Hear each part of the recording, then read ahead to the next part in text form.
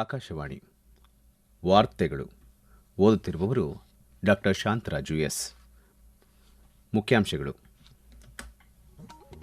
ನವದೆಹಲಿಯಲ್ಲಿಂದು India AI impact ವಸ್ತು ಪ್ರದರ್ಶನ ಉದ್ಘಾಟಿಸಿದ ಪ್ರಧಾನಿ ನರೇಂದ್ರ ಮೋದಿ. ಬೆಂಗಳೂರಿನಲ್ಲಿ ಸ್ವದೇಶಿ ಮಿಲಿಟರಿ ಗ್ಯಾಸ್ ಟರ್ಬೈನ್ ಇಂಜಿನ್ ಅಭಿವೃದ್ಧಿಯ ಪ್ರಗತಿ ಪರಿಶೀಲನೆ ನಡೆಸಿದ ಕಾನೂನು ಸಚಿವರು. ಭಾರತೀಯ ಚುನಾವಣಾ ಆಯೋಗದಿಂದ ವಾರ್ಷಿಕ ಕ್ರೀಡಾ ಸಪ್ತಾಹ 2026ಕ್ಕೆ ಚಾಲನೆ. 22ನೇ ರಾಷ್ಟ್ರೀಯ ಮೌಂಟೇನ್ ಬೈಕ್ ಸೈಕ್ಲಿಂಗ್ ಚಾಂಪಿಯನ್ಶಿಪ್ ಮಹಿಳಾ ಎಲೈಟ್ ವಿಭಾಗದಲ್ಲಿ ಕರ್ನಾಟಕದ ಸ್ಟಾರ್ ನರ್ಸಾರಿಗೆ ಚಿನ್ನ. ಐಸಿಸಿ ಪುರುಷರ ಟಿ20 ವಿಶ್ವಕಪ್ ಕ್ರಿಕೆಟ್ ದಿನದ 3ನೇ ಪಂದ್ಯ ಶ್ರೀಲಂಕಾ ಆಸ್ಟ್ರೇಲಿಯಾ ಮುಖಾಮುಖಿ. ವಾರ್ತೆಗಳ ವಿವರ.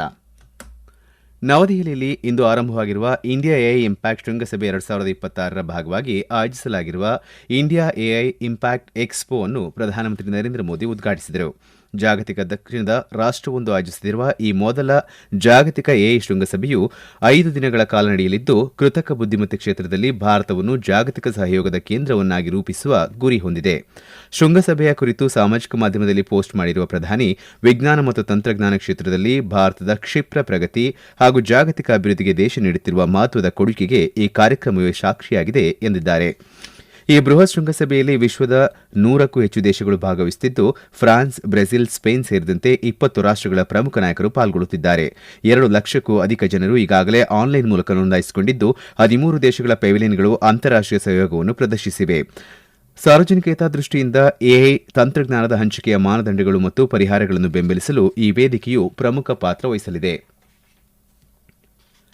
ಕೇಂದ್ರ ವಿದ್ಯುನ್ಮಾನ ಮತ್ತು ಮಾಹಿತಿ ತಂತ್ರಜ್ಞಾನ ಸಚಿವ ಅಶ್ವಿನಿ ವೈಷ್ಣವ್ ನವದೆಹಲಿಯಲ್ಲಿ ನಡೆದ ಎಐ ಇಂಪ್ಯಾಕ್ಟ್ ಶೃಂಗಸಭೆ 2026ರ ಭಾಗವಾದ ಅಧಿವೇಶನವೊಂದರಲ್ಲಿ ಭಾಗವಹಿಸಿ ಭಾರತದ ವೇಗವಾಗಿ ಬೆಳೆಯುತ್ತಿರುವ ಕ್ರಿಯೇಟರ್ ಎಕಾನಮಿ ಮತ್ತು ಕೃತಕ ಬುದ್ದಿಮತ್ತೆಯ ಪರಿವರ್ತನಾತ್ಮಕ ಪರಿಣಾಮದ ಕುರಿತು ಮಾತನಾಡಿದರು. ದೇಶದ ಬಲಿಷ್ಠ ಡಿಜಿಟಲ್ ಮೂಲಸೌಕರ್ಯ ಮತ್ತು ಕೌಶಲ್ಯಪೂರ್ಣ ಜನರು ಈ ಬೆಳವಣಿಗೆಗೆ ಪ್ರಮುಖ ಕಾರಣವಾಗಿದ್ದು, ಭಾರತದ 90% ಭಾಗವು ಈಗಾಗಲೇ 5G ವ್ಯಾಪ್ತಿಗೆ ಒಳಪಟ್ಟಿರುವುದು ನಾಗರಿಕರನ್ನು ಡಿಜಿಟಲ್ ಲೋಕದಲ್ಲಿ ಸಕ್ರಿಯರನ್ನಾಗಿಸಿದೆ ಎಂದು ಅವರು ತಿಳಿಸಿದರು.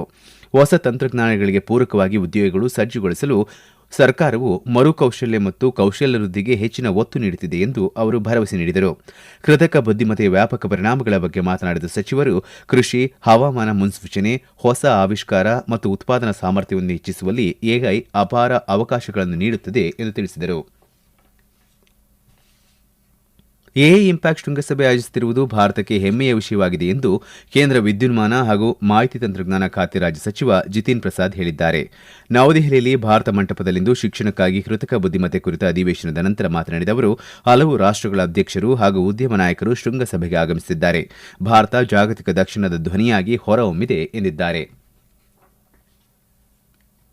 ರಕ್ಷಣಾ ಸಚಿವ ರಾಜನಾಥ್ ಸಿಂಗ್ ಅವರಿಂದು ಬೆಂಗಳೂರಿನ ಡಿಆರ್ಡಿಒ ಅಧೀನದ ಗ್ಯಾಸ್ ಟರ್ಬೈನ್ ಸಂಶೋಧನಾ ಸಂಸ್ಥೆಗೆ ಭೇಟಿ ನೀಡಿ ಸ್ವದೇಶಿ ಮಿಲಿಟರಿ ಗ್ಯಾಸ್ ಟರ್ಬೈನ್ ಇಂಜಿನ್ ಅಭಿವೃದ್ಧಿಯ ಪ್ರಗತಿಯನ್ನು ಪರಿಶೀಲಿಸಿದರು.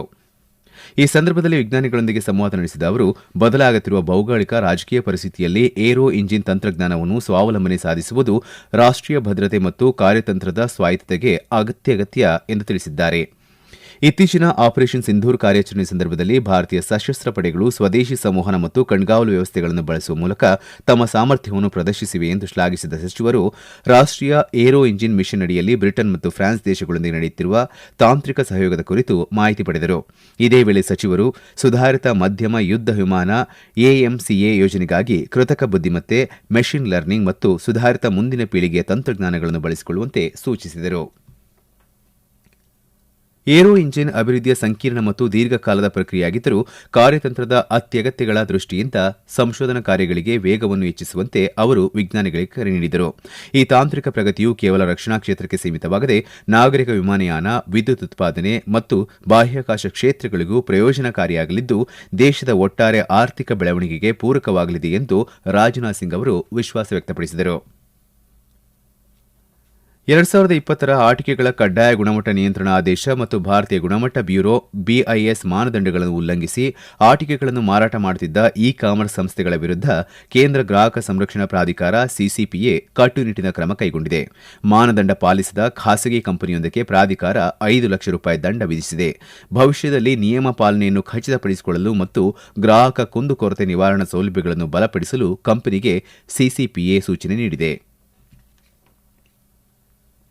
ಭಾರತೀಯ ಲೆಕ್ಕ ಪರಿಶೋಧನೆ ಮತ್ತು ಲೆಕ್ಕಪತ್ರ ಸೇವೆ, ರಕ್ಷಣಾ ವಾಯುಯಾನ, ಗುಣಮಟ್ಟ ಭರವಸೆ ಸೇವೆ ಮತ್ತು ಭಾರತೀಯ ವ್ಯಾಪಾರ ಸೇವೆಯ ತರಬೇತಿ ಅಧಿಕಾರಿಗಳು ಇಂದು ನವದೆಹಲಿಯಲ್ಲಿ ರಾಷ್ಟಪತಿ ಭವನದಲ್ಲಿ ರಾಷ್ಟಪತಿ ದ್ರೌಪದಿ ಮುರ್ಮು ಅವರನ್ನು ಭೇಟಿ ಮಾಡಿದರು. ತರಬೇತಿ ಪಡೆದವರನ್ನು ಉದ್ದೇಶಿಸಿ ಮಾತನಾಡಿದ ರಾಷ್ಟಪತಿಗಳು ಭಾರತೀಯ ಲೆಕ್ಕ ಪರಿಶೋಧನೆ ಮತ್ತು ಲೆಕ್ಕಪತ್ರ ಸೇವೆಯ ಅಧಿಕಾರಿಗಳನ್ನು ಸಾರ್ವಜನಿಕ ನಂಬಿಕೆಯ ಪಾಲಕರು ಮತ್ತು ಆರ್ಥಿಕ ವಿವೇಕದ ರಕ್ಷಕರು ಎಂದು ಬಣ್ಣಿಸಿದರು. ಕಾರ್ಯನಿರ್ವಾಹಕ ಮತ್ತು ಲೆಕ್ಕ ಪರಿಶೋಧನಾ ಸಂಸ್ಥೆಗಳ ನಡುವೆ ಹೆಚ್ಚಿನ ಸಮನ್ವಯ ಆಡಳಿತ ವ್ಯವಸ್ಥೆಯಲ್ಲಿ ದಕ್ಷತೆ ಮತ್ತು ಮೌಲ್ಯವರ್ಧನೆ ಹೆಚ್ಚಾಗುತ್ತದೆ. ಪ್ರಜಾಪ್ರಭುತ್ವ ಸಂಸ್ಥೆಗಳನ್ನು ಬಲಪಡಿಸಲು ಪಾರದರ್ಶಕತೆ ಮತ್ತು ಸಮಗ್ರತೆ ಅತ್ಯಗತ್ಯ ಎಂದು ರಾಷ್ಟಪತಿಯವರು ಹೇಳಿದರು. ರಕ್ಷಣಾ ವಾಯುಯಾನ ಗುಣಮಟ್ಟ ಭರವಸೆ ಸೇವೆಯ ಅಧಿಕಾರಿಗಳೊಂದಿಗೆ ಸಂವಹನ ನಡೆಸಿದ ರಾಷ್ಟಪತಿಯವರು ಸಶಸ್ತ್ರ ಪಡೆಗಳಿಗೆ ತಾಂತ್ರಿಕವಾಗಿ ಮುಂದುವರೆದ ಮತ್ತು ವಿಶ್ವ ದರ್ಜೆಯ ಶಸ್ತ್ರಾಸ್ತ್ರ ಮತ್ತು ಮದ್ದುಗುಂಡುಗಳಿಗೆ ಅತ್ಯುನ್ನತ ಗುಣಮಟ್ಟದ ಮಾನದಂಡಗಳನ್ನು ಖಚಿತಪಡಿಸಿಕೊಳ್ಳುವುದು ಇವರ ಪ್ರಮುಖ ಜವಾಬ್ದಾರಿಯಾಗಿದೆ ಎಂದು ಹೇಳಿದರು. ಬಹುಕ್ಷೇತ್ರಗಳ ಸಮಗ್ರ ಕಾರ್ಯಾಚರಣೆಗಾಗಿ ಸಮರ್ಥವಾದ ಯುದ್ಧಕ್ಕೆ ಸಿದ್ಧವಾದ ಪಡೆಯಾಗಿ ಪರಿವರ್ತಿಸಲು ಸಹಾಯ ಮಾಡಲು ನವೀನ ವಿಧಾನಗಳನ್ನು ಅಳವಡಿಸಿಕೊಳ್ಳುವಂತೆ ರಾಷ್ಟಪತಿ ದ್ರೌಪದಿ ಮುರ್ಮು ಸಲಹೆ ನೀಡಿದರು. ಈ ವಾರ್ತೆಗಳನ್ನು ಆಕಾಶವಾಣಿಯಿಂದ ಕೇಳುತ್ತಿದ್ದೀರಿ.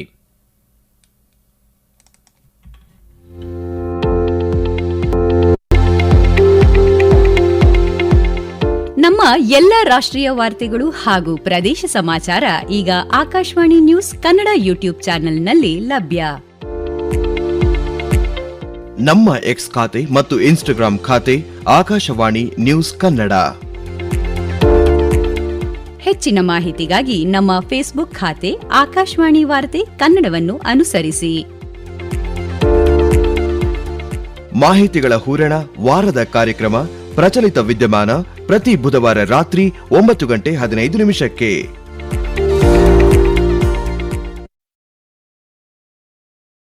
ರಾಜಸ್ಥಾನದ ಬಿವಾಡಿಯಲ್ಲಿರುವ ರಾಸಾಯನಿಕ ಕಾರ್ಖಾನೆಯಲ್ಲಿ ಅಗ್ನಿ ಅವಘಡದಿಂದಾಗಿ ಸಂಭವಿಸಿದ ಸಾವು ನೋವುಗಳ ಬಗ್ಗೆ ಉಪರಾಷ್ಟಪತಿ ಸಿಪಿ ರಾಧಾಕೃಷ್ಣನ್, ಪ್ರಧಾನಮಂತ್ರಿ ನರೇಂದ್ರ ಮೋದಿ, ಕೇಂದ್ರ ಗೃಹ ಸಚಿವ ಅಮಿತ್ ಶಾ ಸೇರಿದಂತೆ ಗಣ್ಯರು ದುಃಖ ವ್ಯಕ್ತಪಡಿಸಿದ್ದಾರೆ. ಸಾಮಾಜಿಕ ಮಾಧ್ಯಮ ಸಂದೇಶದಲ್ಲಿ ಉಪರಾಷ್ಟಪತಿ, ಪ್ರಧಾನಿ ಹಾಗೂ ಕೇಂದ್ರ ಸಚಿವರು ಮೃತಪಟ್ಟವರ ಕುಟುಂಬಗಳಿಗೆ ಸಂತಾಪಗಳನ್ನು ತಿಳಿಸಿದ್ದು, ಗಾಯಗೊಂಡವರ ಶೀಘ್ರ ಚೇತರಿಕೆಗೆ ಪ್ರಾರ್ಥಿಸಿದ್ದಾರೆ. ವಿದ್ಯುನ್ಮಾನ ಮತ್ತು ಮಾಹಿತಿ ತಂತ್ರಜ್ಞಾನ ರಾಜ್ಯ ಸಚಿವ ಜಿತಿನ್ ಪ್ರಸಾದ್ ಇಂದು ನವದೆಹಲಿಯಲ್ಲಿ ಐರ್ಲೆಂಡ್ನ ಸುಧಾರಣೆ ಮತ್ತು ಡಿಜಿಟಲೀಕರಣ ಸಚಿವ ಜಾಕ್ ಚೇಂಬರ್ಸ್ ಅವರನ್ನು ಭೇಟಿಯಾದರು. ಸಾಮಾಜಿಕ ಮಾಧ್ಯಮ ಪೋಸ್ಟ್ನಲ್ಲಿ ಡಿಜಿಟಲ್ ಸಾರ್ವಜನಿಕ ಮೂಲಸೌಕರ್ಯ, ಸುಧಾರಣೆ ಚಾಲಿತ ಆಡಳಿತ, ಉದಯೋನ್ಮುಖ ತಂತ್ರಜ್ಞಾನಗಳು ಮತ್ತು ಎರಡೂ ರಾಷ್ಟಗಳ ನಡುವಿನ ಹೂಡಿಕೆ ಸಂಪರ್ಕಗಳಲ್ಲಿ ಸಹಯೋಗವನ್ನು ಹೆಚ್ಚಿಸಲು ಉಭಯ ಸಚಿವರು ಮಾರ್ಗಗಳನ್ನು ಅನ್ವೇಷಿಸಿರುವುದಾಗಿ ತಿಳಿಸಿದ್ದಾರೆ. ನವದೆಹಲಿಯಲ್ಲಿಂದು ಭಾರತೀಯ ಚುನಾವಣಾ ಆಯೋಗ ವಾರ್ಷಿಕ ಕ್ರೀಡಾ ಸಪ್ತಾಹ 2026 ಆಚರಣೆಗೆ ಚಾಲನೆ ನೀಡಿದೆ. ಸಭೆಯನ್ನು ಉದ್ದೇಶಿಸಿ ಮಾತನಾಡಿದ ಮುಖ್ಯ ಚುನಾವಣಾ ಆಯುಕ್ತ ಜ್ಞಾನೇಶ್ ಕುಮಾರ್, ಕ್ರೀಡೆ ಮತ್ತು ಚುನಾವಣೆಗಳ ನಡುವಿನ ಹಂಚಿಕೆಯ ಮೌಲ್ಯಗಳ ಬಗ್ಗೆ ಬೆಳಕು ಚೆಲ್ಲಿದರು. ಒಂದು ವಾರದ ಆಚರಣೆಗಳಲ್ಲಿ ಭಾಗವಹಿಸುವವರು ಕ್ರೀಡಾಕೂಟಗಳಲ್ಲಿ ಭಾಗವಹಿಸುವಂತೆ ಅವರು ಪ್ರೋತ್ಸಾಹಿಸಿದರು. ಇದೇ ವೇಳೆ ಮುಖ್ಯ ಚುನಾವಣಾ ಆಯುಕ್ತ ಜ್ಞಾನೇಶ್ ಕುಮಾರ್ ಪ್ರಜಾಪ್ರಭುತ್ವಕ್ಕಾಗಿ ಓಟ ಎಂಬ ವಿಷಯದಡಿ 100 ಮೀಟರ್ ಮಹಿಳಾ ಓಟವನ್ನು ಉದ್ಘಾಟಿಸಿದರು. ಮೈದಾನದಲ್ಲಿ ಸಾಮರಸ್ಯ, ಪ್ರಜಾಪ್ರಭುತ್ವದಲ್ಲಿ ಶಕ್ತಿ ಎಂಬುದು ಈ ವರ್ಷದ ವಾರ್ಷಿಕ ಕ್ರೀಡಾ ಸಪ್ತಾಹ ಆಚರಣೆಯ ಧ್ಯೇಯವಾಕ್ಯವಾಗಿದೆ. ಅರುಣಾಚಲ ಪ್ರದೇಶದ ರೋಯಿಂಗ್ನಲ್ಲಿ ನಡೆಯುತ್ತಿರುವ 22ನೇ ರಾಷ್ಟೀಯ ಮೌಂಟೇನ್ ಬೈಕ್ ಸೈಕ್ಲಿಂಗ್ ಚಾಂಪಿಯನ್ಶಿಪ್ನ 2ನೇ ದಿನವಾದ ಇಂದು ಮಹಿಳಾ elite cross country trial bike rally ಸ್ಪರ್ಧೆಯಲ್ಲಿ ಕರ್ನಾಟಕದ ಸ್ಟಾರ್ ನರ್ಜಾರಿ ಚಿನ್ನದ ಪದಕ ಗೆದ್ದಿದ್ದಾರೆ. ಇನ್ನು ಸಬ್ ಜೂನಿಯರ್ ಬಾಲಕಿಯರ ಕ್ರಾಸ್ ಕಂಟ್ರಿ ಟೈಮ್ ಟ್ರಯಲ್ ವಿಭಾಗದ ಸ್ಪರ್ಧೆಯಲ್ಲಿ ತಮಿಳುನಾಡಿನ ಹಾಶಿನಿಕೆ ಚಿನ್ನದ ಪದಕ ಗೆದ್ದಿದ್ದಾರೆ. ಮಹಿಳಾ ಜೂನಿಯರ್ ಕ್ರಾಸ್ ಕಂಟ್ರಿ ಟೈಮ್ ವೈಯಕ್ತಿಕ ವಿಭಾಗದಲ್ಲಿ ತಮಿಳುನಾಡಿನ ಸೌಬರ್ಣಿಕಾ ಎಸ್, ಸಬ್ ಜೂನಿಯರ್ ಬಾಲಕರ ಕ್ರಾಸ್ ಕಂಟ್ರಿ ಟೈಮ್ ಟ್ರಯಲ್ನಲ್ಲಿ ವಿಭಾಗದಲ್ಲಿ ಪ್ರಾಣೇಶ್ ಎಸ್ ಚಿನ್ನದ ಪದಕ ಗೆದ್ದಿದ್ದಾರೆ. ಪುರುಷರ ಜೂನಿಯರ್ಸ್ ವಿಭಾಗದಲ್ಲಿ ಮಹಾರಾಷ್ಟದ ಸೋನಾವಾನೆ ಯೋಗೇಶ್ ಸ್ವರ್ಣ ಪದಕ ತಮ್ಮದಾಗಿಸಿಕೊಂಡಿದ್ದಾರೆ. ಶ್ರೀಲಂಕಾದ ಪಲ್ಲೇಕೆಲೆ ಅಂತಾರಾಷ್ಟೀಯ ಕ್ರಿಕೆಟ್ ಕ್ರೀಡಾಂಗಣದಲ್ಲಿ ನಡೆಯುತ್ತಿರುವ ಐಸಿಸಿ ಪುರುಷರ ಟಿ20 ವಿಶ್ವಕಪ್ ಕ್ರಿಕೆಟ್ ಪಂದ್ಯಾವಳಿಯ ದಿನದ 3ನೇ ಪಂದ್ಯದಲ್ಲಿ ಶ್ರೀಲಂಕಾ ಹಾಗೂ ಆಸ್ಟ್ರೇಲಿಯಾ ತಂಡಗಳು ಮುಖಾಮುಖಿಯಾಗಿವೆ. ಟಾಸ್ ಗೆದ್ದಿರುವ ಶ್ರೀಲಂಕಾ ತಂಡ ಫೀಲ್ಡಿಂಗ್ ಆಯ್ದುಕೊಂಡಿದೆ. ಮೊದಲು ಬ್ಯಾಟಿಂಗ್ ಮಾಡುತ್ತಿರುವ ಆಸ್ಟ್ರೇಲಿಯಾ ತಂಡ ಇತ್ತೀಚಿನ ವರದಿ ಬಂದಾಗ 8.3 ಓವರ್ಗಳಲ್ಲಿ 1 ವಿಕೆಟ್ನಷ್ಟಕ್ಕೆ 104 ರನ್ ಗಳಿಸಿ ಆಟವಾಡುತ್ತಿದೆ.